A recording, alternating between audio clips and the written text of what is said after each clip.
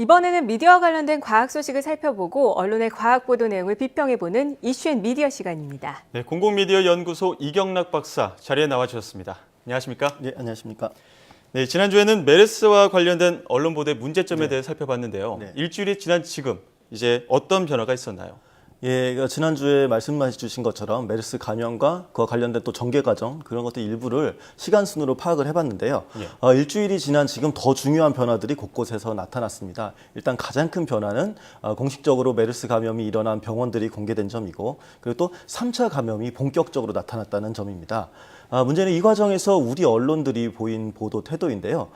대부분 언론이 가장 중요한 소식으로서 계속 메르스 문제를 다루면서 어떻게 보면 지나치게 공포심을 조장하거나 혹은 또 다른 중요한 시사적인 문제, 사회적 문제들 이런 것에 대해서 다루지 않게 되었다는 점, 그런 부분들이 있습니다. 그리고 이렇게 다루지 않았던 중요한 문제 중에는 메르스보다도 더 위협적인 탄저균과 관련된 그런 그 위협들도 있었습니다. 네, 그렇군요. 언론에서 메르스를 다룰 때 너무 공포감을 조성했던 게 아닌가 이런 지적에 대해서 어떻게 생각하십니까? 네, 오늘 과학 기자들 소식도 있었습니다만 지난주에 제가 살펴본 것처럼 메르스와 관련된 기사가 처음 나왔던 것이 5월 20일입니다. 그런데 당시 언론들은 대부분 메르스의 40%라는 치사율 이런 것에 주목을 해서 대부분 충격이라는 표현을 남발을 했고요.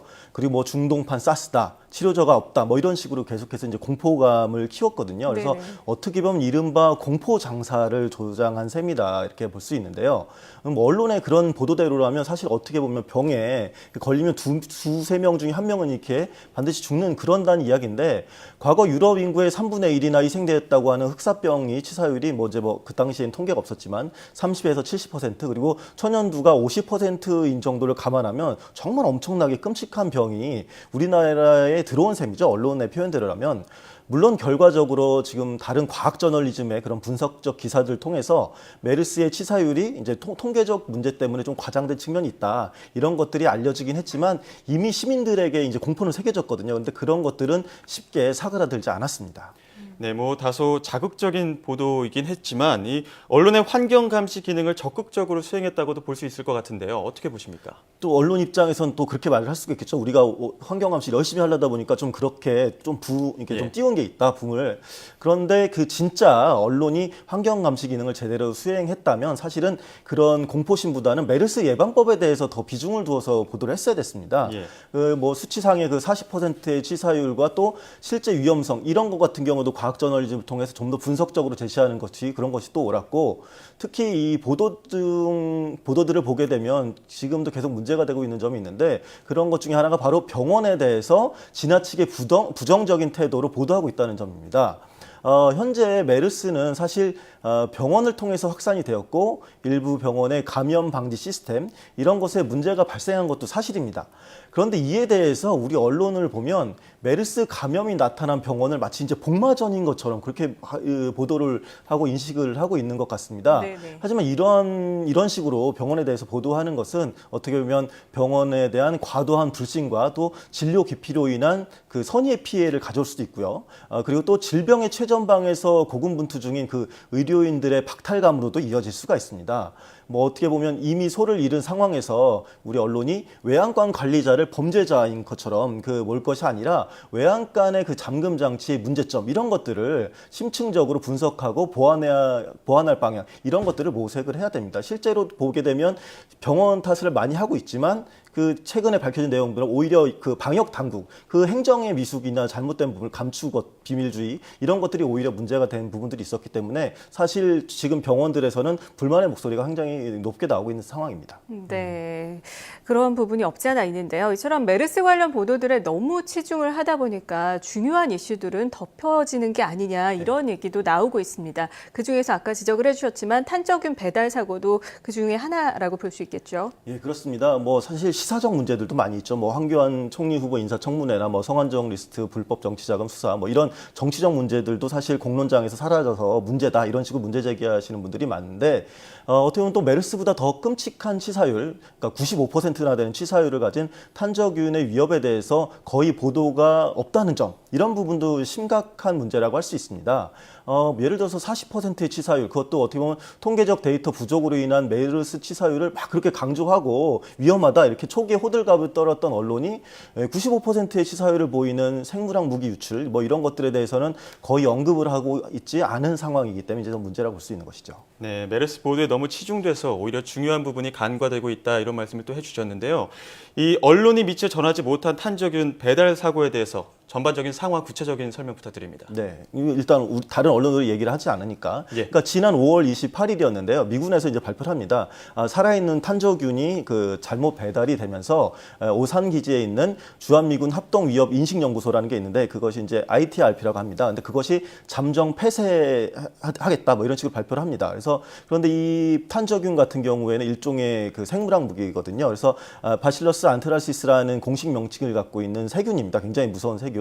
그리고 최근 보도에 또 따르면 미군 연구소가 살아있는 탄저균을 잘못 배송한 곳 이런 것이 사실 세계적으로 66곳이나 됩니다. 그래서 한국, 호주, 캐나다 이런 3개국과 미국 내 19개 주에 있는 그런 지역으로 이제 잘못 배달했는데 네네. 이에 대해서 우리 질병관리본부가 이제 초기에 이렇게 얘기는 했습니다. 외부와 그 실험실 내부가 제대로 이렇게 차단이 되었었는지 그리고 내부의 멸균 상태는 완벽한지 이런 것들을 뭐 우리가 가서 점검을 하겠다 이런 식으로 계획을 하겠다 이렇게 계획했다 이렇게 밝혔는데 그 이후 진행 사항들은 나오지 않았고요. 또 미군 측은 이 균을 이용해서 모의 실험을 했다고 하면서 실험 요원 중 22명 중에 그런데 한국인은 포함되어 있지 않다 이런 식으로 당시에 또 그런 감염자 없다 이렇게 해서 밝히면서 그 치료를 하고 있다라고 이제 지금까지 계속 얘기를 하고 있는 상황입니다. 네, 그럼 이렇게 얘기가 나오고 있는 상황에서 우리 정부는 어떤 대책을 마련을 했습니까? 안타깝게도 어떻게 보면 메르스 초기 대응과 유사하다 이렇게 보여지는데 정부는 이와 관련해서 아까 말씀드린 것처럼 뭐 계획이다라고 얘기는 했는데 특별한 조사 결과를 내놓지 못하고 있습니다. 그래서 물론 미군 측에서 정보를 제공하지 않는 그런 부분도 있지만 우리 국민의 그 생명과 또 어떻게 보면 안보가 직결된 만큼 언제부터 이런 실험을 했는지 그리고 어떤 방식으로 노출이 되었는지 이런 부분들에 대한 정보는 완벽히 공개가 되어야 되거든요. 말씀드린 대로 또 애초 미군은 해당 실험 요원들 중에 한국인은 없다 이렇게 얘기를 발표를 했지만 네네. 실제로 지난 6월 7일에 방송된 폭스 뉴스를 보면 해당 그 22명 중에 해당 대상자 중에 미국 공군 5명 그리고 육군 10명 그리고 정부 계약 근로자 3명 시민 4명 이렇게 발표를 했거든요. 네네. 만일 여기서 말하는 정부 계약 근로자와 시민이 이거 한국인이라면 사실은 매우 심각한 문제가 아닐 수 없거든요. 그래서 이런 부분들을 철저하게 또 조사하고 발표를 해야겠죠. 예. 그렇다면 우리 언론은 이 탄저균 배달 사고와 관련해서 어떤 역할을 해야 할까요? 현재로서는 사실 지속적인 관심을 유지하는 것 이런 것이 가장 중요해 보입니다. 미군이 애초에 한국인 감염이 없다고 이렇게 발표를 했지만 사실 이것이 거짓이라면 미국이 우리나라의 뭐 탄저균 실험과 관련돼서 얘기한 것들 그런 발표 전반에 걸쳐서 신뢰가 훼손될 수밖에 없습니다. 이런 경우 공포심은 그러니까 우리 국민들의 공포심은 더 커질 수밖에 없겠죠. 그러니까 그것 때문에 사실 메르스 관련된 음모론도 계속 나오고 있는 그런 부분이 있거든요. 평택 미군 기지와 그리고 평택에서 많이 했으니까.